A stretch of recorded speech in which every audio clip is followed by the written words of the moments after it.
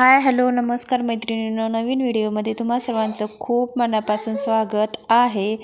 So आजच्या व्हिडिओमध्ये आपण पाहणार आहोत ब्लाऊजचं फ्रंट साईडचं स्टिचिंग पाहणार आहोत आणि पुढच्या व्हिडिओमध्ये अजून आपण भाईचं आणि बॅकनेकचं असे व्हिडिओमध्ये पाहणार आहोत. तर व्हिडिओ खूप मोठा होतो मैत्रिणींनो, त्यामुळे मग मी काय केलं, अगोदर फ्रंट साईड मी तुम्हाला अगदी स्टेप बाय स्टेप पप वगैरे कसा येणार आहे, कप आपण वापरता म्हणजे कप न टाकता ज्यावेळेस आपण कप टाकतो त्यावेळेस काय होतं, तब्येत कमी जास्त झाली तर मग काय होतं की ते कप इकडे तिकडं सटकतात, तर व्यवस्थित असं फिटिंगमध्ये व्यवस्थित ब्लाऊज आपलं बसत नाही. तर कपसुद्धा अजिबात टाकायची गरज नाही आहे. पप खूप सुंदर आणि खूप छान असे येणार आहेत आणि खूप छान असं आपण ब्लाऊजचं फ्रंट साईडच्या व्हिडिओमध्ये फ्रंट साईडचं स्टिचिंग पाहणार आहोत. तर म्हणजे पूर्ण पुढचा भाग आपण तयार करून घेणार आहोत. तर आपल्याला पुढच्या भागाला हुक वगैरे नाही लावायचे. अशा पद्धतीने आता आपण पहिलं अस्तर जॉईन करूया. दोन्ही समोरासमोर तुम्ही पाहिलंच असेल, मी अस्तर व्यवस्थित समोरासमोर ठेवलेलं आहे. अस्तर आणि मेन ब्लाऊज पीसचे दोन्ही पण भाग. सो अशा पद्धतीने तर ब्लाऊज पीसचा काय आहे की शायनिंगमध्ये ब्लाऊज पीस आहे, थोडंसं चमक मारते आणि त्याला ना अगदी खूप असं सटकतं. तर व्यवस्थित तुम्ही असे अस्तर जॉईन करून घ्यायचं आहे, कारण कुठेही फुगा वगैरे नाही आला पाहिजे फिटिंगमध्ये, मग ते व्यवस्थित बसत नाही फुगा आल्याच्या नंतर. तर अशा पद्धतीने व्यवस्थित आपल्याला अस्तर जॉईन करून घ्यायचे.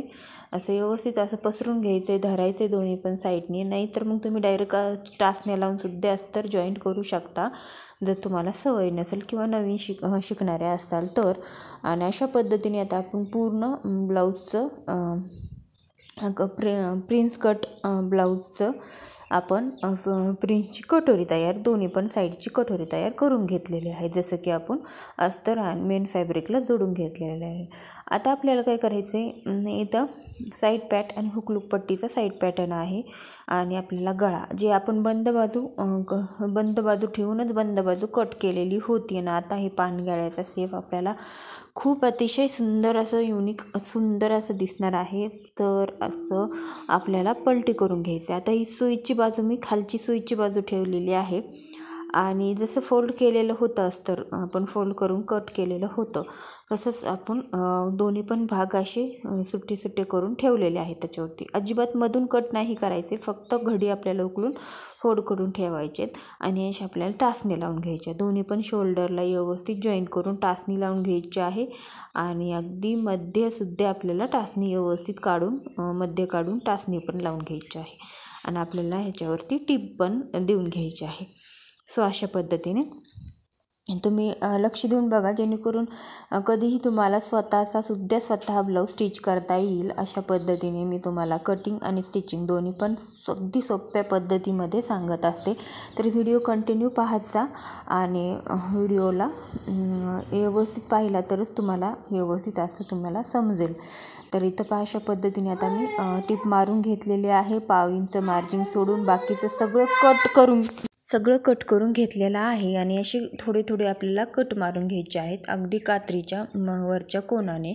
तर एकदम असं पॉईंटला व्यवस्थित असं कट करून घ्यायचं आहे, जेणेकरून व्यवस्थित असं उलटं होईल त्याला आणि असं आपला पानाचा कोनसुद्धा एकदम एक छान असा शेपमध्ये पानाचा आकारसुद्धा येईल. आता आपल्याला काय करायचे, पलटी करून घ्यायचं आहे. आता मी तुम्हाला दाखवते हे पहा, अशा पद्धतीने. आता हे पलटी करून साईड खालच्या बाजूने आपल्याला अस्तर टाकायचं आहे. अशा पद्धतीने बरोबर आपली जी वरची बाजू आहे ना, ती एकदम बरोबर वरची बाजू शायनिंगची एकदम व्यवस्थित अशी वरच्या साईडने येऊन जाते. सो अशा पद्धतीने काय होतं, प्लेन कपडा असल्याच्यानंतर आपल्याला उलटी सुलटे भाग कळत नाही.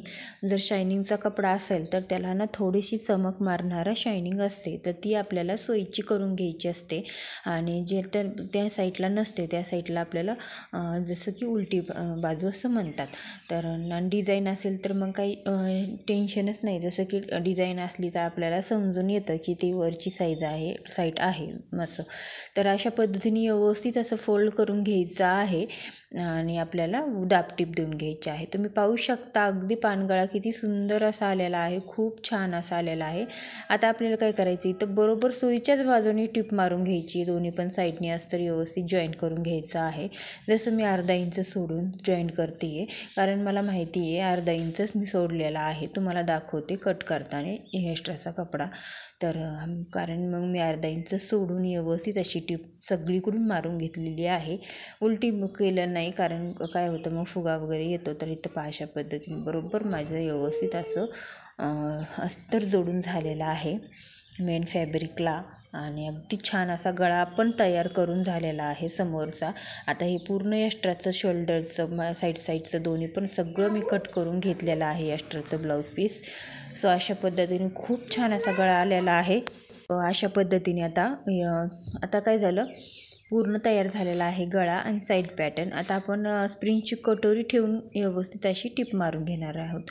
अगदी हळूहळू आपल्याला टिप मारून घ्यायची आहे आणि व्यवस्थित असं गुड्या वगैरे न पडता व्यवस्थित असा पप येईल, ते टक्स एकदम बरोबर येतील याची काळजी घेऊनच आपल्याला व्यवस्थित असं करून घ्यायचं आहे. सो अशा पद्धतीने इथं पहा, तुम्हाला दाखवते किती छान असा पप येणार आहे. तुम्ही पाहू शकता इथं पहा अशा पद्धतीने खूप सुंदर असा पप येणार आहे आणि फिटिंगमध्ये एकदम परफेक्ट हा ब्लाऊज बसतो. खूप छान असा ब्लाऊज हा बसून जातो. तर दुसरी पण साईड बरोबर कोण्याला कोणा आपल्याला लावून घ्यायचा आहे.